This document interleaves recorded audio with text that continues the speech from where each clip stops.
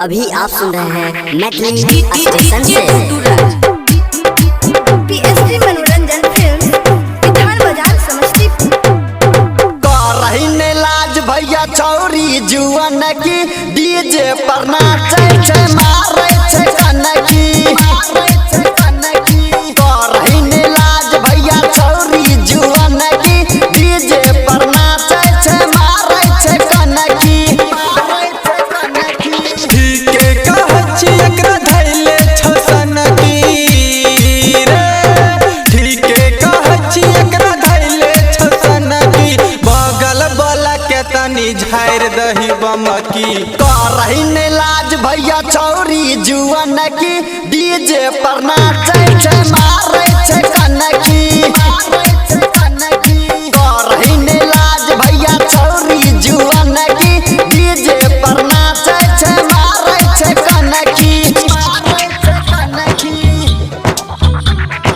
DJ Guddu राज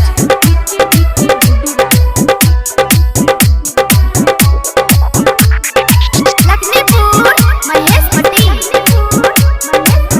PSD मनोरंजन film विधान बाजार समस्तीपुर। नैना नसीला छे पातर कमरिया।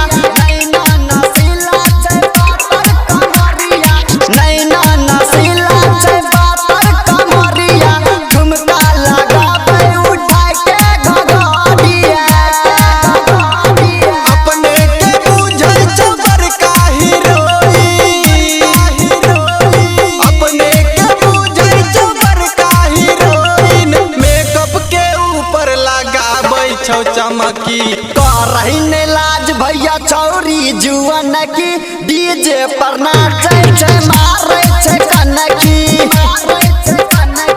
कर रही ने लाज भैया चौरी जुअन की डीजे पर नाचे छे मारे छे कनकी।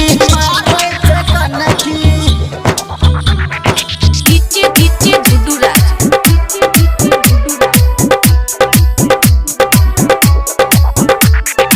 लखनपुर महेश पटेल।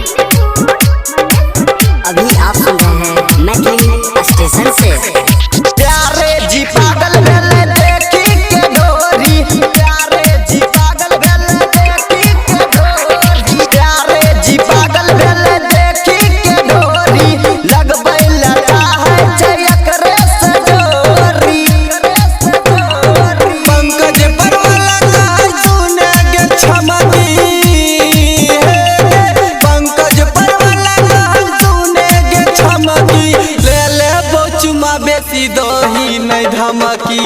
कर रही ने लाज भैया चौरी जुअन की डीजे पर नाचे छे मारे छे कनकी। कर रही ने लाज भैया चौरी जुअन की डीजे पर नाचे छे मारे छे कनकी। पीएसडी मनोरंजन फिल्म विधान बाजार समस्तीपुर।